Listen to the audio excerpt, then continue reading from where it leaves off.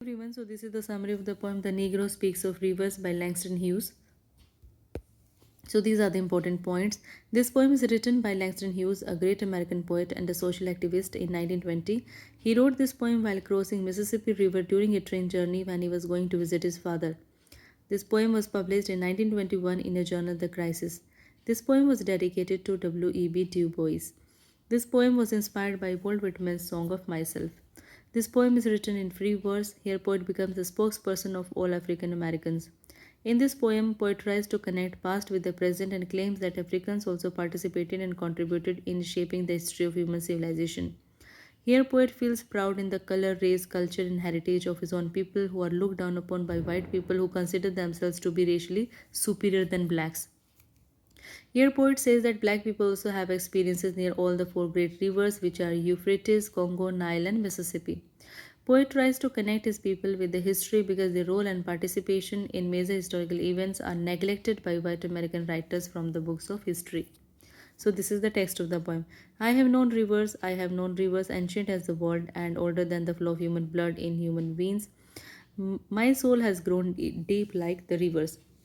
So when the poem opens, speaker says that his soul has been familiar with so many rivers, and the soul of a black African was there to witness the beginning of human civilization. His soul is as ancient as this planet. This speaker's soul symbolizes the rest of African people. He means to say that black people have also witnessed and contributed to the main important events of history, like constructing the pyramids near Nile River. So they also had memories and experiences around the ancient rivers of Africa. In the next line, speaker says that his soul is deeply rooted in history. I bathed in Euphrates when dawns were young. I built my hut near the Congo and it lulled me to sleep.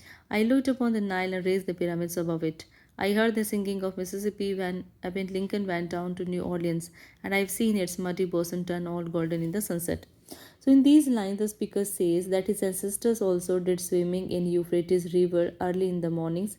They had built their hut near Congo River and had experiences near this river as well.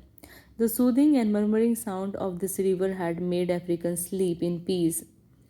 In the next lines, he says that his ancestors also contributed to the significant events of history like the construction of pyramids near Nile River. Black Africans also heard the melodious sound created by the Mississippi River when American President Abraham Lincoln made a visit to New Orleans, where he became aware of the brutality and horrors of slavery, and later he fought hard to abolish it.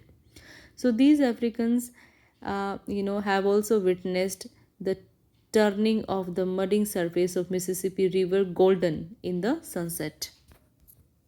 I have known rivers, ancient dusky rivers. My soul has grown deep like the river. So, in these lines, speaker says that his soul and his ancestors' soul are deeply rooted in the history. And like river, the history of black Africans will also keep on flowing. In the poem, the speaker says that black people had good memories and experiences as well as they had faced the horrors of slavery. But nobody can deny or refute their contribution and participation in shaping the history of human civilization. So here speaker is establishing the identity of black people erased by white people from the books of history, and here the poem ends.